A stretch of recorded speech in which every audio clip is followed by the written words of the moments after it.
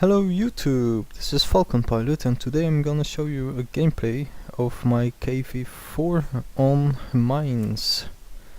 Now Mines is one of my favorite maps, and the KV4, well, it ain't great. I don't have the 107mm gun. That's basically why I have this tank. I really want to try it out with the 107. But yeah, we're in a tier 10 match. So I don't expect me to do much with this 122mm gun, as the penetration on this is not high.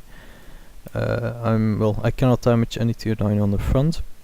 Perhaps the IS-8, because the IS-8's armor isn't great either. But I should be able to do some hits in the sides of those guys. Hopefully I get a shot on their side. So I'm platooned with Wolle in his AMX 5100 and Fabs in his Tiger. Both sides have a tier 10, we have an IS-4, they have a T110. And then, yeah, we got two tier 9s, an E50 and a T54, and they got 1, 2, 3, 4, 5 tier 9s. It's a bit unfair, especially they have a T95 and E50. And they have lots of AMXs, so our tier 9 fast medium advantage is basically negated by the enemy tier 9 and all those AMXs. And then they get 3 times a tier 9 heavy, so that's really not fair. As we expected, well, the T110, the AMX and the E50 are on the hill. Me and Fabs are going to see what's in the city. In the meantime, Mol is hitting this E50 nice twice, I think he hit him. Someone else also got a hit on him. And actually I got a question of somebody who asked me if I only play in platoons, because all my commentary games are matches when I'm platooned with other people, most of the time with Wolle, Fabs or Tiger or Cup of Tea or other guys of TWC. And the answer to that is quite simple: no. I like the game. I used to play it a lot alone, but recently I achieved, well, I got all the tanks that I wanted, that I really wanted. So now I just mainly play it for fun, and I find it to be a lot more enjoyable when you're playing in a platoon with friends. Especially if they are friends that you know well and that you know how they play, and that usually gives you a nice gameplay and a lot higher win chances. So yeah, me and Fabs are facing 3 times tier 9s, IS-8, E75 and M103. So basically we should be, sorry for the word, fucked. But we got 2 Tiger 2s and a T32 supporting us. I'm not sure if the RT actually supported. I used high explosive on the M103, since I cannot damage him from the front. I'm switching now back to armor piercing because I see the E75 and IS-8 keep popping out and they are showing me their side armor. And that's really what I need to wait for, is those opportunity hits on the enemy sides. And this is about the point that I realized we lost our GW Tiger from the start already, so we're down to 1 RT. Though it's a tier 8 RT, the enemy has a tier 7 and 2 times tier 6. But yeah, they've got a lot more of RTs, which is obviously in their advantage, unless of course ours is actually supporting this flank really good. And I made a nice shot on the IS-8, Fabs as well, Tiger 2 as well. He's down to 22 HP. So now it's, well, that guy shouldn't be a problem, and Wallace made it up on the hill. He's going to see if he can support us. He distracted the M103 and he showed me his side of the turret, and that's really the M103 from the front is really nicely armored, but the side of his turret is easily penetrable. And unfortunately Walle then got a 1200 HP hit on him by the enemy RT, which is kind of the curse of the French RT. They have pretty much no armor, so if RT makes a direct hit on them, then well, the curse of French tanks, well, then you are sure to do a really big hit. And the E75 is detracked, showing me his side. I made a critical hit, so I think I tracked his other side as well, and yeah, got a nice shot on him. Not doing too bad considering I'm facing tier 9s. Got 2 shots on tier 9, 1 high explosive on the M103 and a hit on a KV3. In the meantime, we lost our tier 10, they haven't, so basically I don't really think we are going to win this.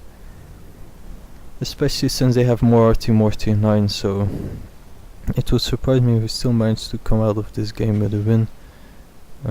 But yeah, let's see how it goes. I'm not too sure. The M103 is still there, and the E75, also the IS-8. No, he stops. I don't know really if he moves. Yeah, he's moving back. Perfect. Yeah, I was wanting him to either go back or forward, because showing me his side he wasn't worth much. And there's a KV-3. Oh, and there he goes. Okay, so that's 2 tanks down of the 4 tanks that were on this flank. And the E75, with some luck, it's a 1-shot kill. Oh, there he is. But where's the M103? I'm gonna try and make a spot for the guys in my back here. I'm gonna aim for it. Oh, Jesus Christ. I bounced his lower front armor. That's the penetration I was talking about. Normally the E75's lower front armor isn't worth anything, but when you're shooting a low penetrating gun like this one, it's really hard to damage it. I perhaps should have shot on his commander cupola. I'm switching to high explosive now. With some luck, if I hit him on a weak armored spot, I can take him down, as the high explosive are generally quite powerful on this gun. Oh, it's no longer necessary. So it's 9-8. We're actually winning, but they got 1 tier 10, 2 tier 9s, and 3 RTs.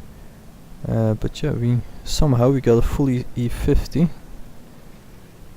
T32, a Tiger 2, a VKA, me and Tiger P and or RT, and we are all in relatively good shape. I don't know how the M103 was no longer on full HP. I don't know how the T110 ended up on the hill, or how he made it out of it, on which HP level he was, but I guess we'll see. I'm basically going to try and make the spot now, because in these type of stalemates you can't just wait forever for the other side to come out, especially when the other side has less tanks than your side, because obviously they are now camping and letting us come to them, because otherwise, yeah, they are basically suiciding themselves. Even if we are lower tiered opponents, if they come to us, their RT cannot support them, and our RT should be able to support us, so it's never a smart idea to move on an opponent that is outnumbering you. So I'm just trying to get between this rock and this tiger. Perhaps the tiger is distracting one of the enemies, like distracting him. There's the T95, he's on full HP. That's really not good. But nobody yet of the other 2 heavy oh, there's the M103 on 370 HP. 1 shot should do on him, but I cannot hit him. And there's a T110. I think perhaps I can hit his turret. No. There is his turret. I'm switching to high explosive now. Somehow I've been spotted out of nowhere. I miss my shot. Jesus. And he makes a hit straight on my turret. That's the advantage of the high accurate gun of the T110. He could hit my commander cupola on a long range, or it was luck, I don't know, but at least the U50 got him in the end. I'm switching back to armor piercing. Problem is that they still have all those RTs, but there's one, and there's another one. Let's see, I'm gonna try a shot. Yes, luck. So 1 RT down. The other one's getting shot. There's the S51, so that's 2 RTs down. Oh, that was the M103. I think perhaps could only hit his track. And the VK is down to 1 HP. A lucky guy. This M103 managed to get a hit on me, so I'm kinda scared of him now.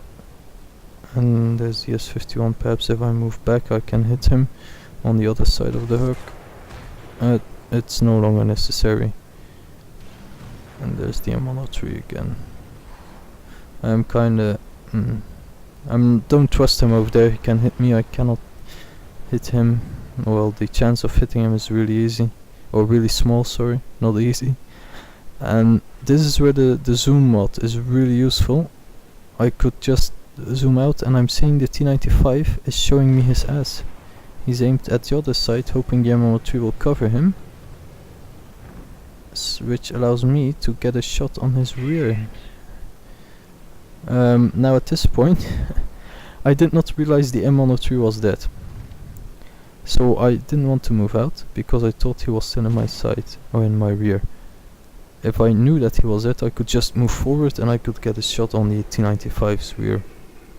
But unfortunately for me, I was not paying attention on the team lists, and I think about now I realizes that, but I see he's turning.